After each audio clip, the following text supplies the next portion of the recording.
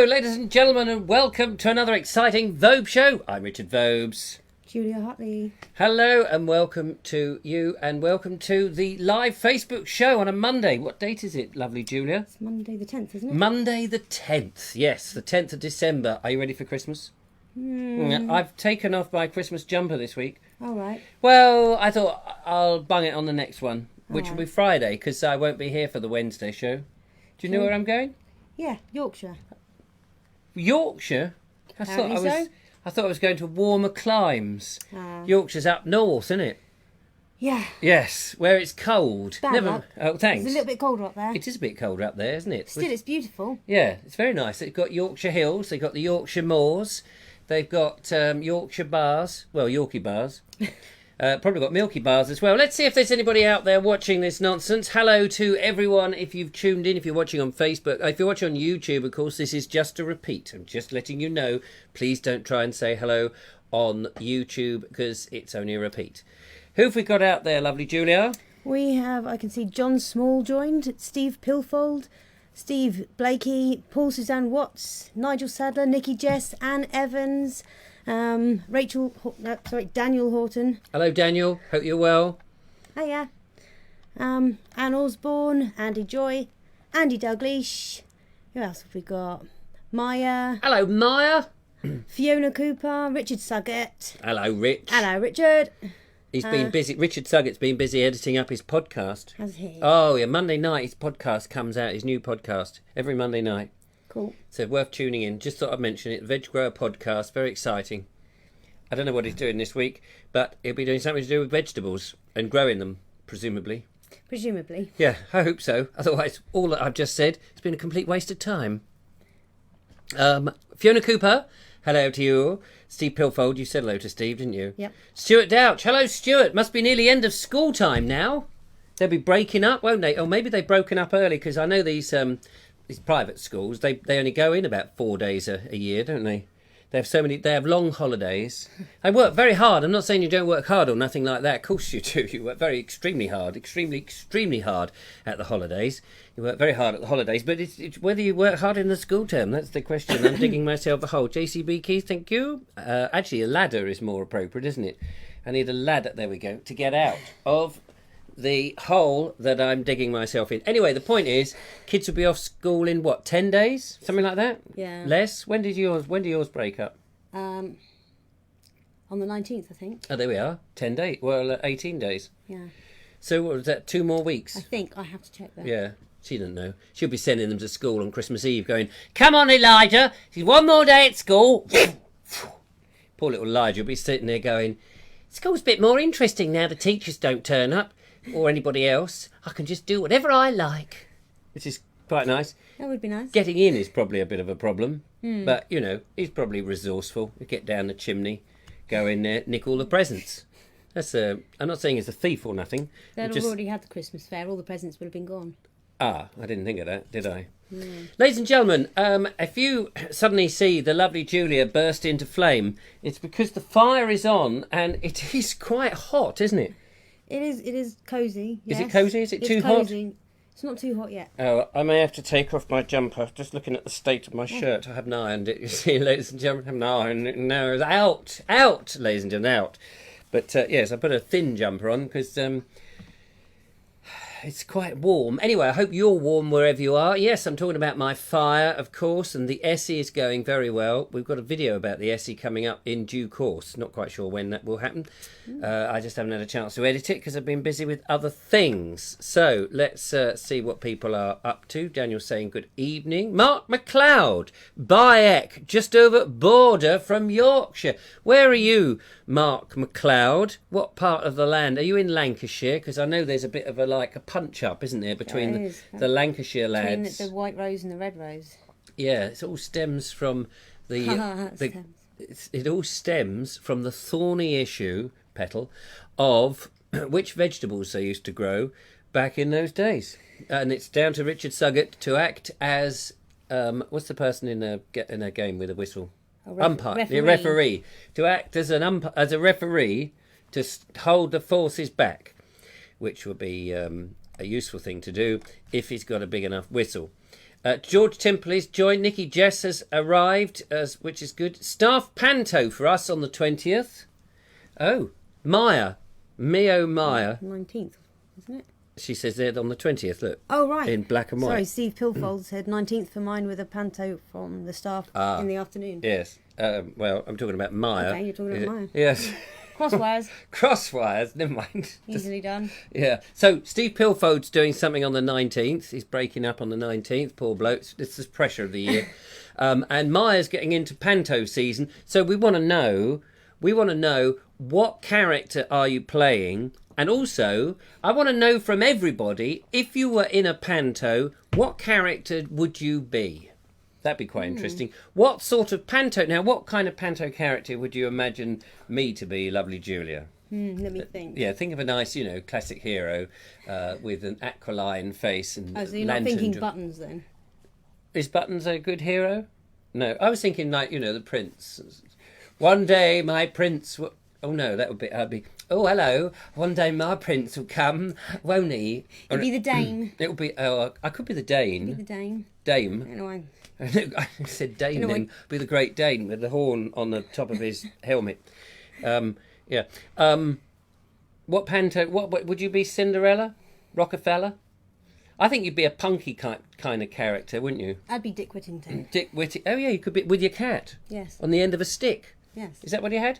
He always comes on with that very long stick, doesn't he? Has he got? He's got a cat on the end of it. Yes. Oh no, it's a hanky. Yeah. Yeah. I thought he had a cat. You're crossing Are you crossing like the witch's broom with with the? Oh yeah, could the be. Leaving home stick. Well, like the luggage stick. Yeah. I mean, let's be fair. It is not the most easiest way to carry your belongings on the end of a great long bamboo pole, is it? No, I always thought that.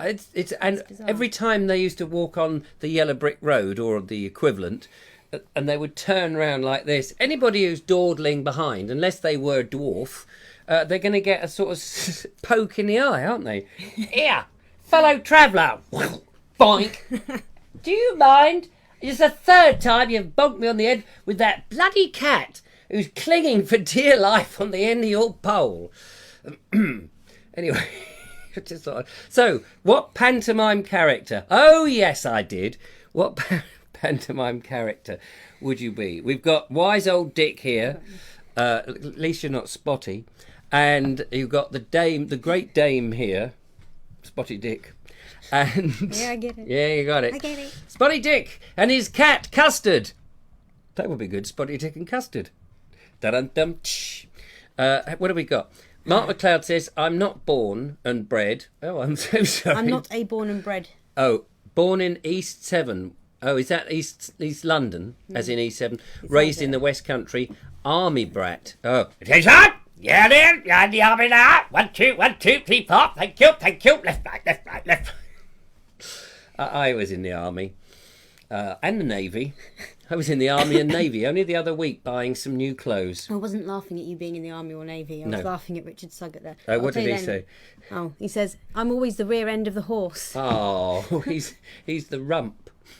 He's a nice bit of steak. Come on, steaky. How funny is that? Good evening from John Small from sunny Spain. Hello, John from sunny Spain. Hey, Espanol. Do tell me, in sunny Spain, do they have pantalino? Do they have pantomime in Spain? Do they have any of that? Is there a tradition? I mean, I know it's a bit of an English tradition, but would they have a Spanish flamenco show, a special Spanish flamenco show? That would be interesting.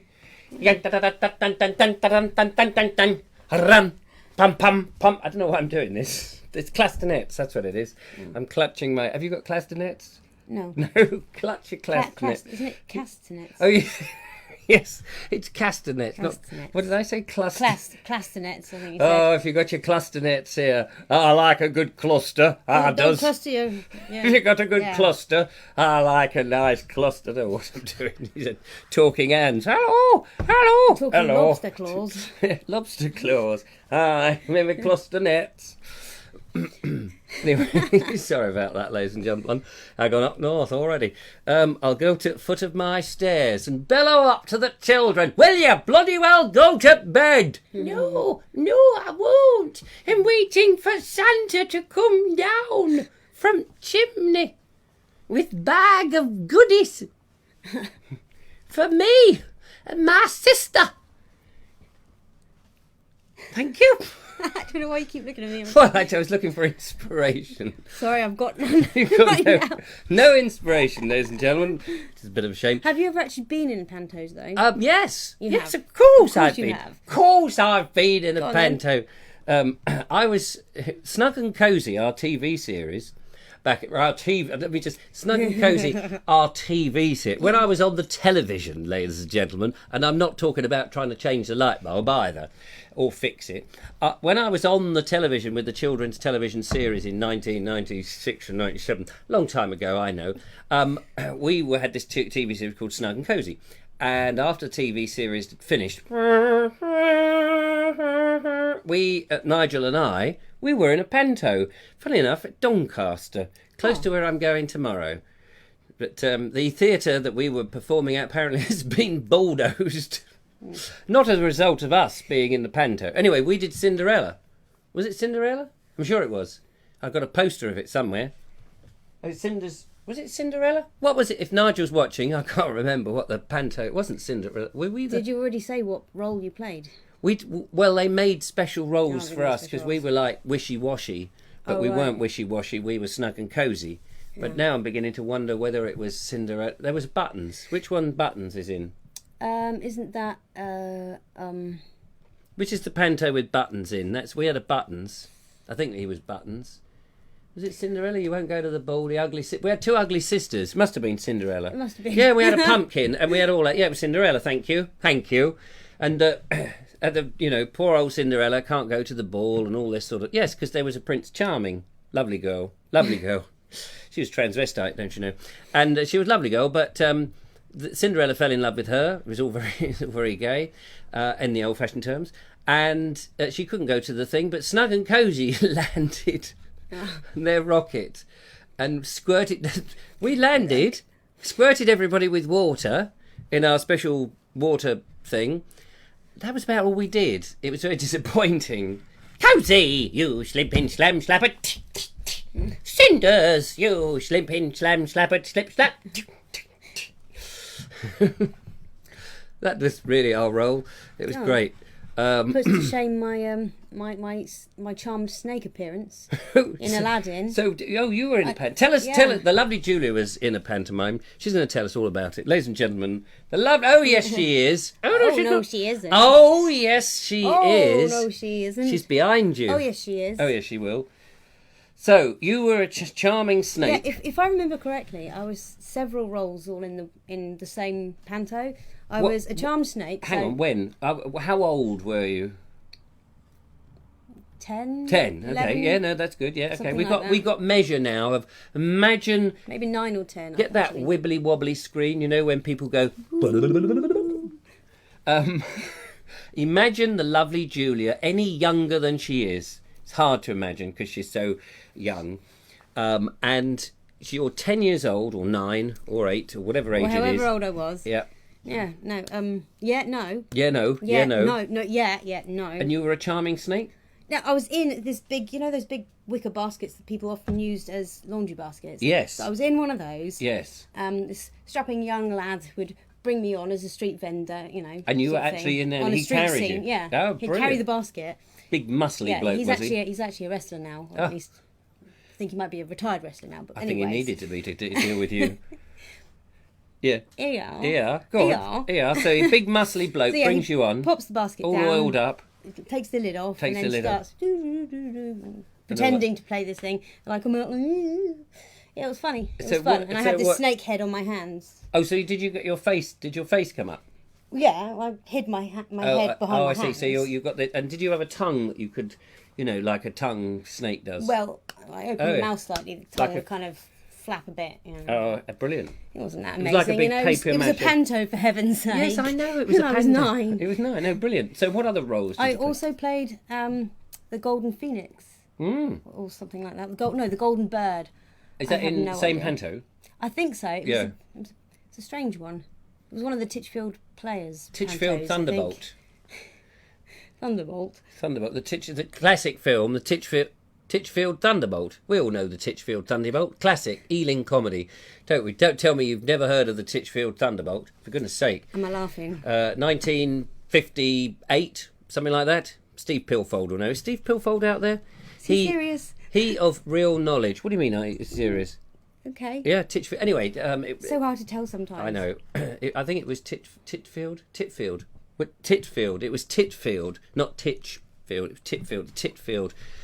Anyway, it doesn't matter. Look it up on Tube Reviews. Muddled now. Yeah. Anyway, so yeah, you were. So that was 2 of the roles. What other roles did you wear? I was also a genie, I think. Oh, genie. A genie. Did you go? Oh, master. Yeah. Master, your wish is macamound. Something like that. Did you? Yeah. Did you come on to a big puff of smoke? Poof! Oh, master, your wish is macamound. Did you not? No. A big puff of smoke. You know, because when the genies that you see on some of these... I think I was just a random genie who walked on and walked off. Genies don't walk. They're like...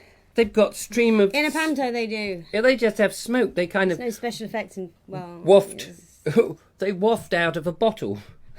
Don't they? I did not do any wafting out of any bottle. Did you not do any wafting? Did not waft out of What kind of a panto is that then? There's no waft... Thing is, I was only 9, so I probably wasn't even dressed as a genie. I just probably thought I was. What were you dressed as? You didn't come on in your jeans and tracksuit and your hoodie. No, going, I had the... Hello, man. All right, yeah, innit? I'm a genie, innit? No, I mean, man.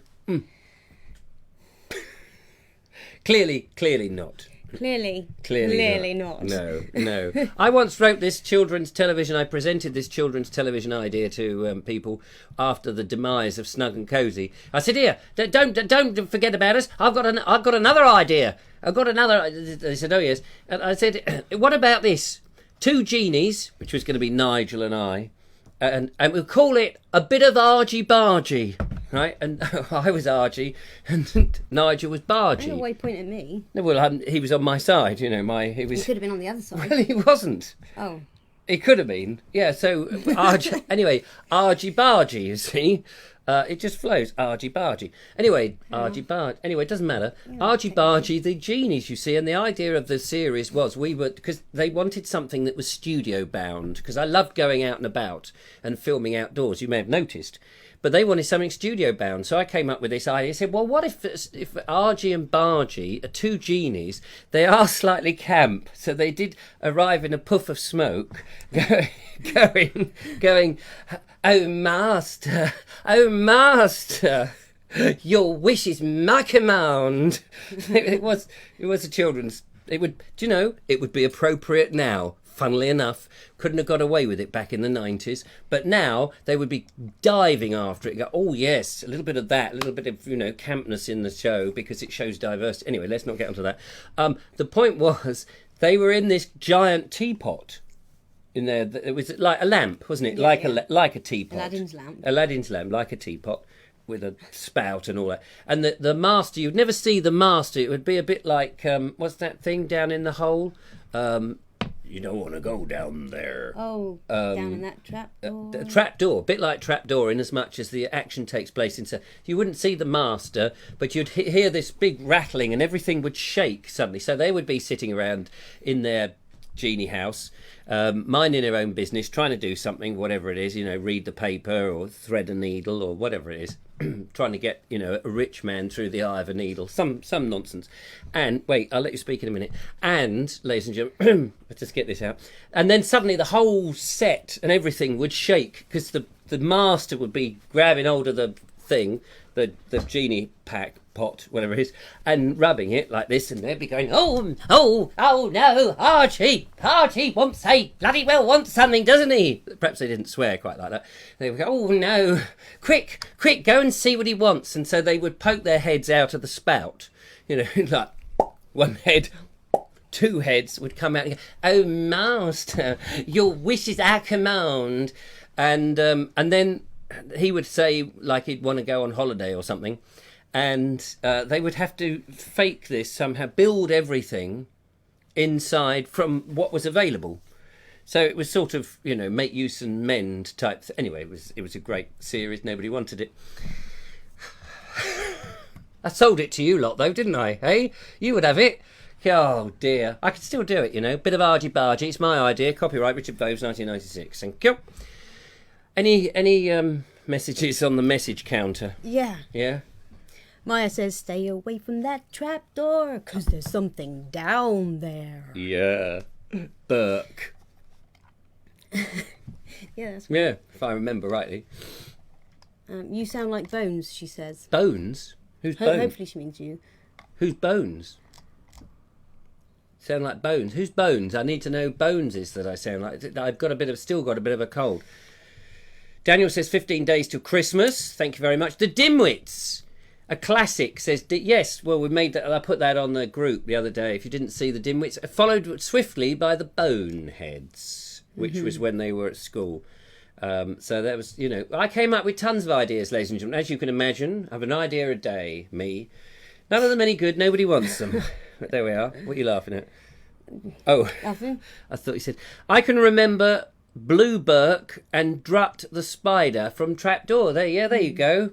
And it was Willie Rushton, wasn't it, who did the voiceover? It was brilliant series. Yeah, actually. Andy Dalgley says, Argy and Bargy sounds brilliant. Argy and Bargy. Oh, yeah, because Onion Bargy, you see. And I just thought, bit of Argy Bargy, because it was Laurel and Hardy in genie outfits, Snug and Cozy in space outfits. Everything was really just a homage. Oh no, I'm a homage to Laurel and Hardy. And it was Argy Bargy. It was a lot of sort of, hearing and daring. And slapstick. Slapstick, basically. And it was a great idea.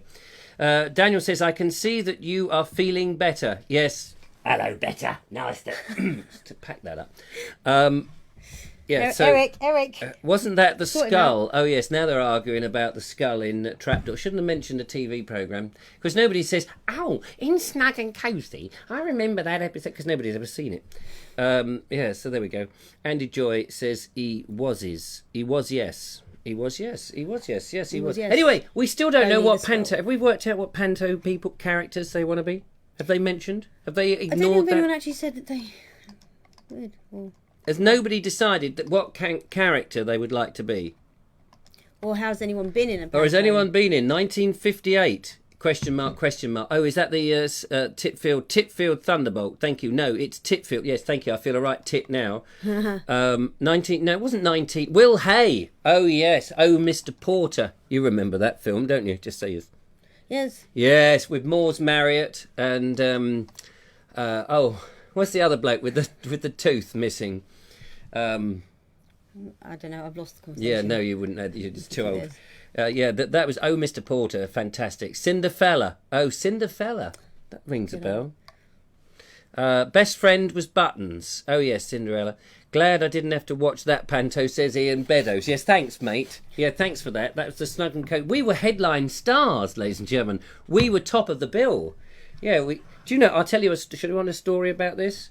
Okay, so here's a story about Snug and Cozy and the Panto system, which will shock you, ladies and gentlemen. Be prepared. This will shock you. Okay, I'm preparing. I think time has passed that I can reveal this fact. Yes, Nigel was actually a midget. No. No, the fact was we were offered the Panto after the TV series Snug and Cozy, and they wanted some headline stars. This is back in 1996. Now, bear in mind that Panto season, the headline stars, they get quite a lot of money, as you can imagine, several £1,000s to appear in Panto per week. We were only on for 3 weeks, and we had a week of rehearsal.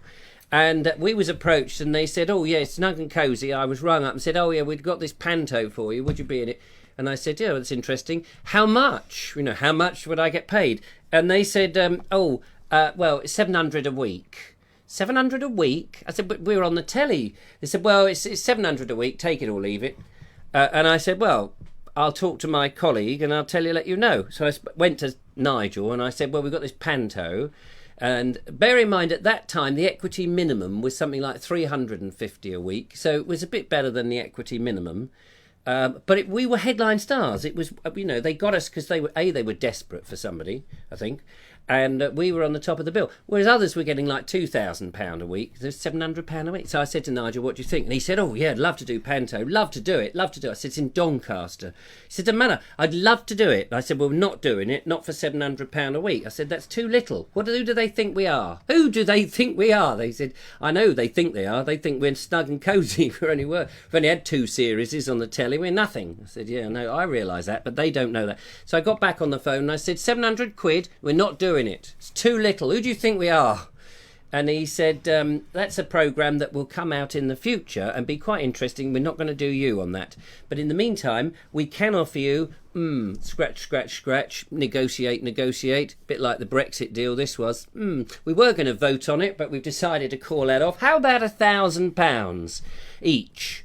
And I said, £1,000, and I could see Nigel was dancing about like a moon fairy. It was quite interesting. Moon fairy. Have you never seen a moon fairy? No, but that sounds cool. It's like a moon fairy. Like a moon fairy, not... Oh, right, okay. Yeah, because he isn't a moon fairy. Oh, right. He is actually a solid bloke. Disappointment. Yeah, I know, but he was dancing around as if a moon fairy. And so I took that as, all right, we don't want to push our luck, because it could have ended. So it was 3 weeks, at the £1,000 a week, which was nice. And then we still had to do the rehearsal at the basic rate of equity. He said, no, you'll have to do so all right, then fair dues. And it was an experience, but we didn't do much in the Panto. But you know what? The kids remembered us. I bet. It was great. We loved it. It was, one of those times when we came on, because we thought people were going to go, who are they, Snug and Cosy? And then, yeah, they knew who we were. Round of applause we got. Then they started spitting, and then they started throwing things, iron bars, cars, burnt out cars mostly, and things like they set light to the theatre. It was good times, happy days. Lovely. Henry David Adams says the Titfield Thunderbolt is a great film, apart from that daft bit where they drive a locomotive down the road. Oh yeah, and it turns corners. Yeah, that was a bit of a daft bit, but back for its time. When was it? What year? Does anyone can tell me? Was it 1950 something? Oh, it was way back up there. Yeah, no, don't worry. Anything else? Stuart Douch says, I was a gangster called Kneecaps in a panto called Tin Pan Alley, a cross between Bugsy and Aladdin. Good fun. I bet that was. I've heard of Tin Pan Alley, whether that's just the name that is a common name, Tin Pan Alley, or whether that's a real thing. What did you say your name was? Kneecaps. The spelling. Tin Pan Alley. Oh, Tin Pan Alley. Oh, yeah. Oh, yeah. All right, Kneecaps. We did, Nigel and I had we had 2 characters who were bodgers. They were gangsters. They were gangsters who were, again, it's Laurel and Hardy in spacesuits, in gangster suits. They were 2 dark glasses, and they were called Fingers and Thumbs. What, fingers? Yeah, or more like thumbs. Fingers and Thumbs, they were great. I suppose you want to see a picture now. I'll go and talk to them. I'll find a picture. Maya Ullman Harwood says she has been Widow Twanky, part of the Smee pirate crew, Bashful, and Fairy Cake. Lol. We'll let you know what I get this year. What else have we got here? Mark Selwood says is he saying £700 or 700,000 for a week's work? Anyway. No, it was 3. What? It was 1,000. Just 1,000. Linda Kane has just arrived. Puff, puff, I'm here. Phew. Hello, Linda. Joe Smith says, have you seen Kidding with Kids? Oh, joy. I haven't. Here we go. Here's Fingers and Thumbs. If you click down on that bit there, no, further down, right down to the bar, then click on that one. That's it. And now you can see there's Fingers and Thumbs. This was us as 2 comedy characters, because there's Snug and Cosy for those that are a bit thick of remembering. Just for you, there's a shot of me on stilts. Well, I suppose you're not actually on them at the moment, at that point. There's me with hair when I was 20. A dashing young man. Oh, here we go. Fingers and Thumbs. We got. I can't remember if we got skull caps on. I haven't. I think Nigel has, because Nigel only shaved his hair for Snug and Cosy, if I remember rightly. And then this was the genies. Remember I told you about the genies? This was Archie. Oh yeah. That was Archie. And then you saw us on doing the school kids thing, which was good. This is me and Stanley in another TV series idea that I put forward called Systemera. And it was about this little kid who had built a robot with his granddad in the shed. And it went, they had a Systemera. And it went slightly wrong. It looks fun. I'm just looking to see if I can find one of Nigel, but anyway, can't find it. This is me as a child. See the likeness? No, that's my daughter Georgie. Cheeky monkeys. You. Surely not. Surely not. Anyway, enough of that moment of down the memory lane. Memory lane. Yes. Nice pictures. Thanks for sharing them. No, thanks for looking at them with your eyes. My eyes. Yes, like a moon fairy. Oh, I wish Nigel would do that dance again. It was very hilarious. Now, I don't know if Peter Richardson is watching, but I've been in touch with my old mate Peter Richardson, and he said, yes, we can go for a drive in the Rolls Royce. We was talking about that in the last show. Did you see the Bentley, the white Bentley? Yes. It's not yet on the nice. road. But he said it can't go out on a wet day. He doesn't like taking it out on a wet day. I said, I don't suppose you would. So we need to dress up as a Lord and Lady Toff or whatever with hats and stuff. It's in 1962, isn't it? Vehicle. We can still be Lord and Lady though. Yeah. I'm just thinking. They have Lord and Ladies now, you know. Yes. I was just thinking of looking into 1962 fashion. Oh yeah. Of a Lord and Lady at the time. Yeah. Well, we can bend the rules a bit, can't we? I quite like a top hat and tails because you could Did be I just going. say that? Yeah. Whatevs. Yeah, I did. You could be going to a function. You know, you could be in a 1960s Rolls Royce going to a function set in Victoria. So or 1950s or something with top hat and tails. I think they still wear top hat and tails now, don't they? People do wear top hat at yes. functions, at function. And I am Lord Vobes. Hello. Yeah, no, stop mucking about. You just can't help it, can I can't help it. You just can't help it. I know, I can't help it. I should have been, to be honest with you, I was born into the wrong house. I should have been at a nice Georgian palatial pile, a nice Georgian pile I should have had, with Doric columns at the front and a portico, and a bit like Petworth House. So I should have had, maybe not quite as grand as that, with water coming in through the roof and stuff, and I would have been there welcoming people to my boat and say, oh, hello, do come in, yes, lovely to see you, and I'll have, somebody like Nigel would be there as the comedy butler, which would be fun. It'd be on equal pay, no favouritism. He doesn't get more than me. And, he'd be there dancing like a moon fairy. It would be great. He's very good at dancing like a moon fairy, by the way. Nigel, we love you. We love you. Claire Leach says she saw Julian Clary at a pantomime at the Brighton Dome. Also Colin Baker and George Takei. Oh, I've met Colin Baker. Not Colin Baker. I've met Tom Baker, beg your pardon. Different. He was a Doctor Who, with a long scarf. Till he tripped over and he fell into a meat processing machine. Which is a shame. And he turned out to be Sylvester McCoy. No, it wasn't Sylvester McCoy, was he? It was Peter Davison after that. Yeah. I can't remember which order he was. Anyway, I used to know. He was Campion. Did anyone remember Campion? Peter Davison was in Campion. I did an episode of Campion. I've got a story about that, but I won't tell you today. Interesting. Maya says, what role would you like to play? Oh, what role would I like to play? What current role or any role from history? Well, I think we were on the panto thing. Oh, yes. What role in the panto? I would... I suppose, a Buttons character would be quite nice. Something energetic with lots to do. And lots... You see, in a panto, I think you need lots of energy. And I would want something where you have to run around, climb ladders and fall into something and you come out covered in goo or foam or shaving foam or something, and lots of... every time I would make an entrance, I would always end up with something gone wrong, each of the scenes. That's how I imagine it. So there'll be one scene where for some reason someone's been sitting there plucking chickens and feathers are everywhere like that, plucking the chickens. And there's an incident going on, da-di-da-di-da-di-da, and somebody comes on with a great, treacly cake or something with lots of treacle in. And for some reason I fall in the treacle cake. I get up and they go, and they're all laughing, and I stumble backwards and fall into the pile of feathers. So all the feathers stick to the treacle. And then, come off. The next time, I'm just cleaning myself up the next time. Some other scene goes on. It's like, hello, children. They go, hello, buttons. Hello, children. Hello, buttons. It would be great. And then, whatever then happens. He says, here, I'm painting my house today. What? I'm painting my... Oh, no, you're... Oh, yes, here's the paint. Look, would you like to help me? I bought a wall.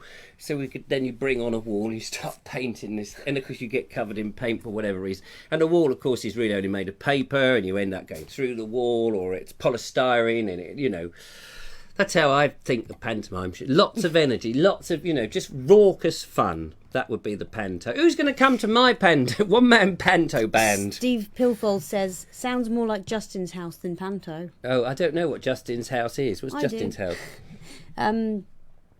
It's Justin. It's his house. Is this a children's television programme? Yeah. I don't have a telly. No, it's a kids' programme. Nor do you watch children's programmes, I should imagine. Not anymore. I used to try and get in, and I did my best.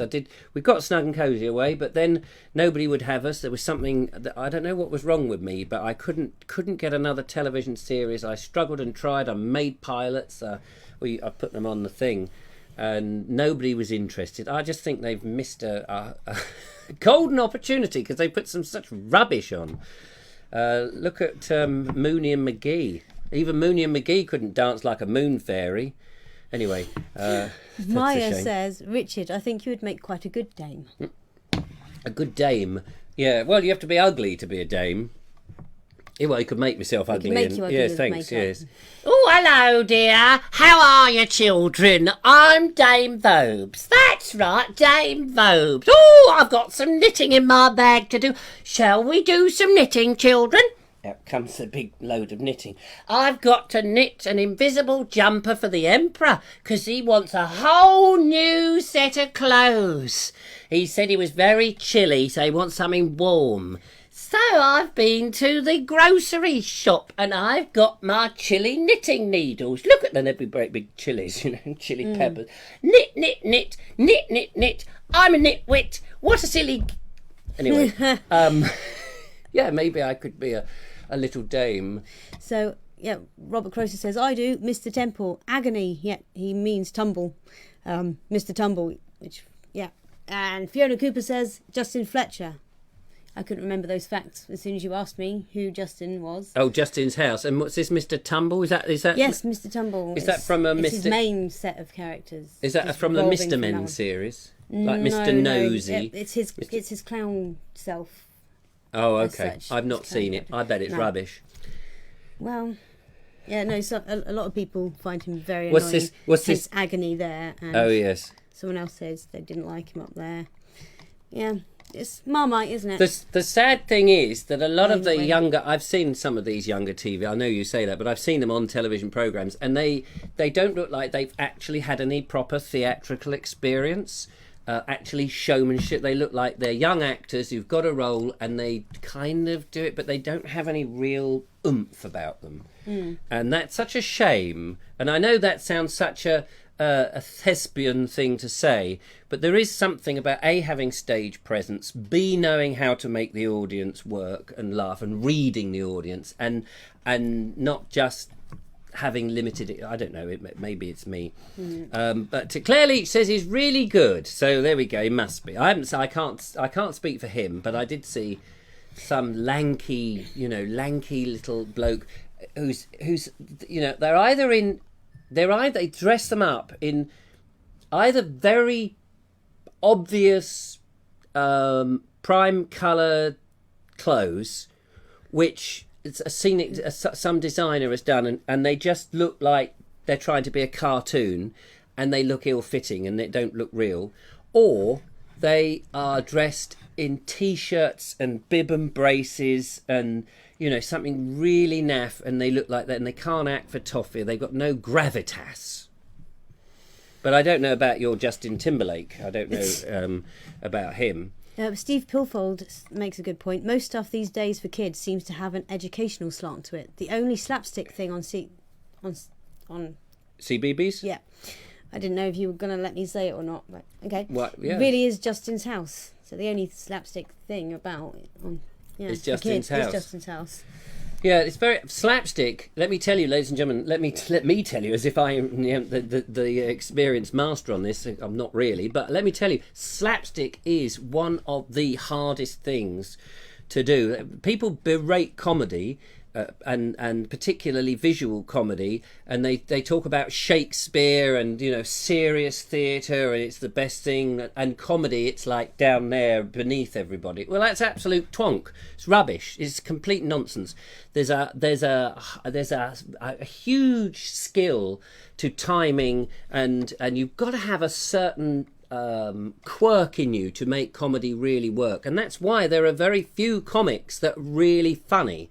There are some that think they're funny, and the BBC or the other companies think they're funny, and audiences just look at them and go, is this supposed to be funny? Is it supposed to be funny? Eventually they disappear because the ratings aren't high, unless, of course, like these days, they're PC correct, Richard Suggett says, stage presence is all about the wow.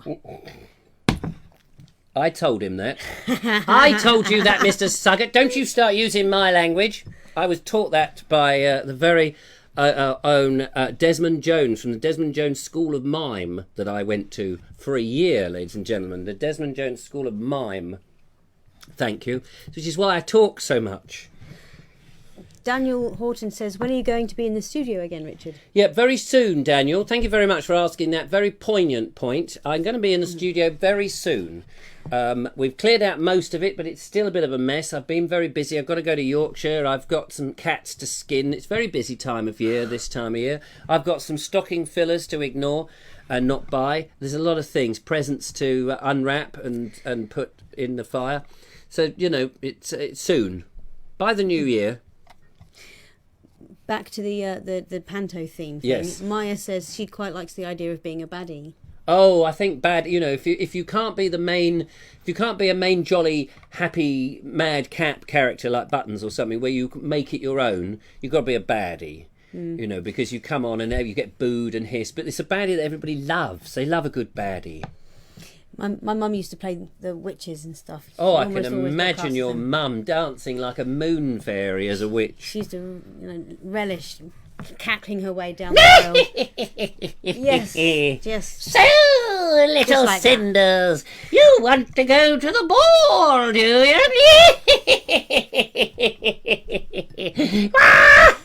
I'm not sure that you have been evil enough, Cinders. But evil witch, I really have been nasty.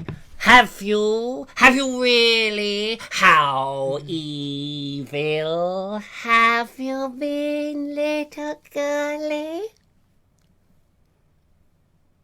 Anyway. Claire Leach, going back to Justin Fletcher, says Yes. he does Makaton. What's Makaton? Makaton is a form of sign language. It's a simplified form of sign language. How do you do slapstick in Makaton? He does it quite well, actually. Jonathan Beluzic says an MBE and 5 BAFTAs. Says Justin. Oh, skipped it. Where's it gone? Says Justin Fletcher isn't rubbish. I did say I haven't seen him, so I can't say. I'm not saying he's rubbish because I've not seen him. I do like him. I liked him a lot more when I first started seeing his stuff. So, obviously with time it can get a bit grating because you see the same stuff. But I do like him. But, take it. See, the thing is, when we made Snug and Cozy, we had an BAFTA award-winning director on our television series, on the second series, and we were told it's going to be amazing. It's going to be better than the first series because we had this BAFTA and a BAFTA award-winning television director on the second series. And I'm repeating myself. On the second series, we had award-winning. Anyway, he had won this BAFTA, and everyone was saying, "Oh yes, you'll like this chap. He's great. He's a BAFTA award-winning television series." And and everyone's going, "Oh great," because we had troubles with the first director on the first series, who thought he knew what comedy was and hadn't really a clue. So we had this second one, and we were up there filming in Scotland, and we was introduced. "Oh, Richard, you'll like him. He's a BAFTA award-winning television." And I said, "Oh right." So I met him. I met up with him and I said, "Oh, you're a BAFTA award-winning television director and you're going to be directing our television." Yeah, "Oh, hi." It was Scottish. He said, "Oh, hi, Richard. That's right. I'm a BAFTA award-winning television director. Hi. I am that. I am. Hi. I've done comedy and everything." So I said, "Well, have you done any children's television programmes?" "Oh, no. I haven't done children's television programs, but I'm a BAFTA award-winning TV television director. Aye, that's what I am. I've done comedy. Oh, yes." So I said, "What sort of programs then have you done, BAFTA award-winning television director?" He said, "Oh, what television programs? I'm a BAFTA award-winning. Ask me. I'm a BAFTA award-winning television director." I said, "Yeah, but what programmes have you done?" "Taggart. I've done Taggart." Now, anybody who knows Taggart, that is a serious detective series. I said, "Oh, yeah." He said, "Brookside. I've done Brooks. I've directed Brookside. EastEnders. I've directed EastEnders. BAFTA award-winning director, me. Aye." I said, "But have you done any comedy?" "Well, there was an episode in Taggart where a man fell off a bike into a pond. It was quite funny." Yeah, and the thing was, that was it. Because he thought they were a BAFTA, he was dreadful. He was terrible. He didn't understand setup, execution and payoff. He didn't understand slapstick. Had no idea, which is why the Snug and Cozy series was so rubbish. I'd written all these jokes and he didn't understand them. He wouldn't do them, wouldn't film them in the correct way. There was I'll let you do a thing in a minute. There was a case in point. Now, I used to do ladder walking. But if people don't know what ladder walking, this is freestanding ladder. You climb on a ladder and I could walk it across a stage. Because I used to do juggling, unicycling, fire eating, lying on a bed of nails, all that kind of malarkey. And I could do ladder walking, and I wrote into this episode a bit where Snug and Cozy are in bunk beds, and Snug gets out of his bunk bed and he gets down halfway down the ladder, and the ladder pings off the bunk bed and he's out of control walking this ladder across the scene. And I said, well, I can do this ladder walking, and it would be great to have a big wide shot to show as it pings off, you see me walking this ladder, no tricks, no strings, nothing. I'm going to walk this ladder out of control like this across the stage. Very easy, very simple little thing. And he was sitting, yeah, we'll film that. Don't worry, it's going to be great. So we film it, and he filmed just like a soap, just like EastEnders or Brookside or any of those. He shot here, me holding the top of the ladder going, oh, Cozy, like that. And then he would show the bottom bit, and it would just like this, going across, bing, bing, bing. Never did he show a wide of me doing the actual skill like a blooming well do. I was like, no, we don't need to see that. We do. The whole point is I can do it. It's not like the Chuckle Brothers who fall, when they fall over, they all fall over out of scene. Oh, to me, to you, to me, to you. Oh dear, I'm falling. And they would start to fall out of the seat. Then you would cut to them on the ground. We did the stunts. And they didn't like it. You feel better? Feel much better. Thank you. Good. Any comments? Dean Cooper says, Justin does a lot of work with disabled children. He's very talented doing multiple roles. Robert Croser says, my kids love him as he's an astute businessman. Steve Pilfold says... Do they love him because he's an astute businessman? No, I think that was an and there. Justin Fletcher is probably the biggest young kids TV star at the moment. Does slapstick very well as Mr. Tumble, but includes Makaton, which is sign language for children. So how does that work then? Is he going, oh, I am about to fall over? No! But he includes it in his programmes, so it teaches words. Okay. I mean, I haven't seen him. I can't criticise. I'm not saying he's no good. I'm just saying I've seen others who were rubbish. Yeah. So there's just a discussion on I'm going to go and look him up. Is he on YouTube? Can I find him on YouTube? Yeah. Oh. Well, I don't know. Probably. Yeah, I just need a few clips. I'll soon know. You soon know if someone's got it. Oh, yeah. Regarding the playing a baddie, Maya says, bit different to the day job, would be great to be rude and horrible to the kids. Mm-hmm. Yeah. Moving swiftly on, says Robert Croser. Yes. On the second series, Emily champion? Which second series? Second series Sun Cozy talking about? I bet if we all chose our favourite comedian, there would be as many answers as people making their choice. Of course there would. One would hope so. I mean, that's the whole thing, isn't it? It's freedom of choice. No one's saying you've got to like anything. My views are only my views. You don't have to accept them at all. It's just my views. I'm forceful with them. And if you don't agree with me, I'm going to eat you. I'm not really. Don't worry. I don't eat people. You don't? No. Oh. No. Oops. Something about I saw it. Rant alert, popcorn anyone? Yeah, so sorry. Calm down, man. Salty, please. The funny thing Breathe. is, I get that. You see, I get this. Some people don't like it when I rant, and they like Richard Suggett saying there, "Oh, okay, he's ranting, it's popcorn and all the rest of it." And other people, they love it. So you can't please. It's a real nuisance. You can't please all the people all the time. It's so difficult. Mr. Cooper, what's he saying? Mr. Cooper says... In the Highlands.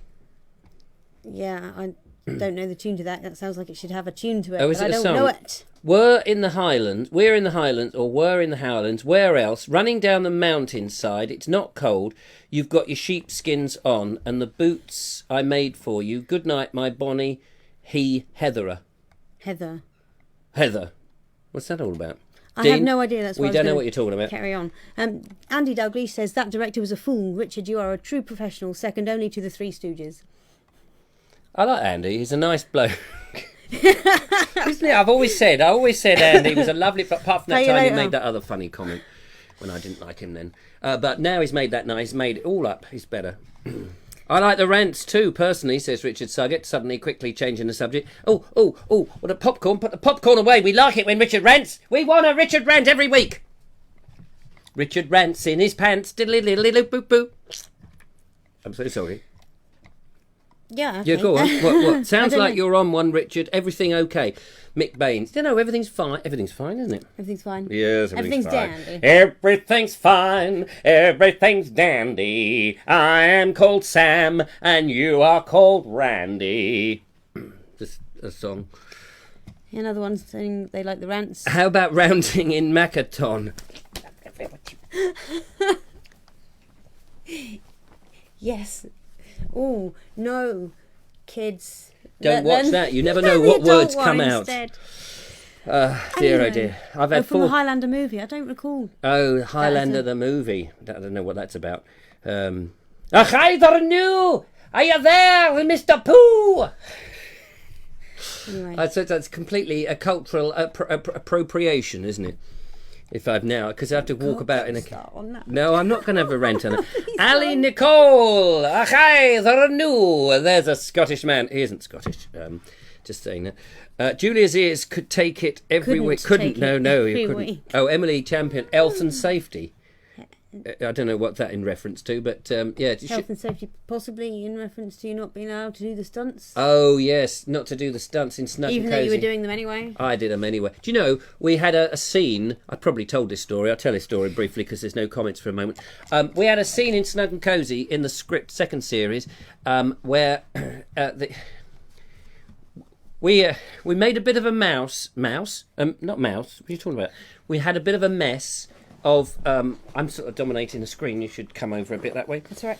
I had in series 1 apparently we had made a bit of a mess in the episode of series 1 of Snug and Cozy, and they wouldn't let us film in the house again. They said, no, so sorry, we're not having you lot back. I thought, well, I'm not surprised. Are you upstaging me with a mouse? No, Okay. can't be seen, I don't Can't think. be seen, so shush. Anyway, so they said, we've got to have a new house. I said, well, that's continuity is not going to work. I said, don't worry, I'm going to write changes in the script. So in the episode 1, Snug and Cozy were... Emily, who'd found Snug and Cozy and looked after Snug and Cozy, who sneaked him into the garden shed, as you do with aliens. Like you do. Like you do. Her family were moving, so they moved into a new house. Get round the house problem. But then in order to show that, we had the first episode, Moving House. So Snug and Cozy, of course, have got to move with them. So they hide in the removal van, as you would expect them to do.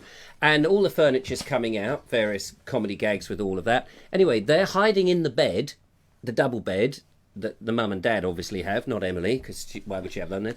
And it's on casters. So as it comes out the van, it goes down the slope of the van, and they're under the covers, and it goes down this hill.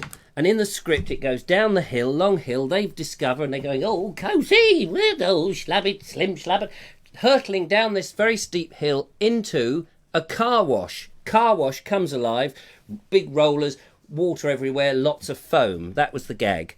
And it was a nice gag. And they said, "Well, you can't do that." I said, "What do you mean?" They said, "Well, you can't have the bed going down the hill with nothing on it." I said, "What are you talking about? We're going to be on it." They said, No, but you're going to get hurt." I said, "We won't get hurt. We'll be fine. I'll tell you how to film it." And they said, "Well, we don't think that that's possible. But also, you definitely can't go into a car wash because of the dangers of the rollers coming in and all the rest of it."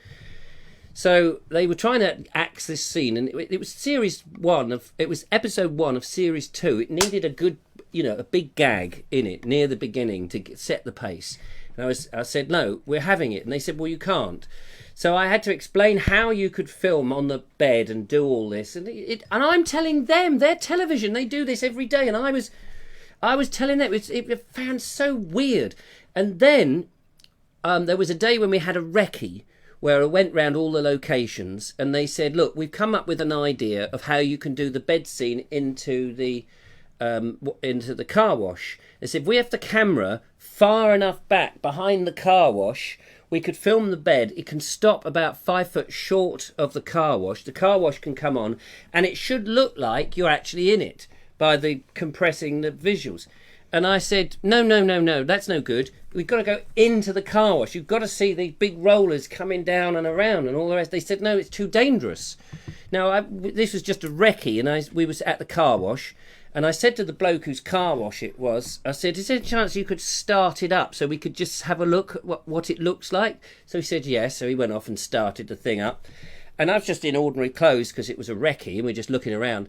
And it was chucking out foam and water and all that. And the guys were, with me looking, going, "Oh, yes, we could film it like this. We could film." And I just walked into the car wash, and they're going, "Richard, what are you doing?" I walked in there, got absolutely soaked. The big buffers came in like this, and I was going, "Oh, yeah, it's fine. Look, I'm not hurt or damaged." And they let it go, and we did do it. They didn't film it very well. I gave up on television after that. The swines, they just don't know what they're doing. And they wouldn't let me direct the programme. Yours? Maya says, "Julia, are you doing Elf on a Shelf?" I'm afraid no, I'm not. What's Elf for a Shelf? Elf on a Shelf. I don't really get it. You get this elf, you put him on a shelf, and you change its position every day, and the kids find it, and it's. I can't keep up with that stuff, man. I'm doing a horse on a shelf, and I'm also doing my dad's ashes on the shelf. That's not quite so. Mouse in the house. Oh, mouse in the house. Do you change his position every day? Yeah. Yeah, there we go. That'll do. Yeah, mouse in the house. I think that's quite good. Mouse in the house. I've got rats in the... Hats? Yeah, rats in the hats, thanks. You're welcome. I used to have rats in my hood. I used to have this big faux fur coat that was furry on the inside, and I had a pair of female rats that I'd rescued, and they used to ride around while I cycled to the pet shop to get their supplies and new toys and things. They'd sit in the hood and snuggle all down with the wind going across. And you weren't you worried that they might fall out? No, because they've got good grip, and I'd catch them.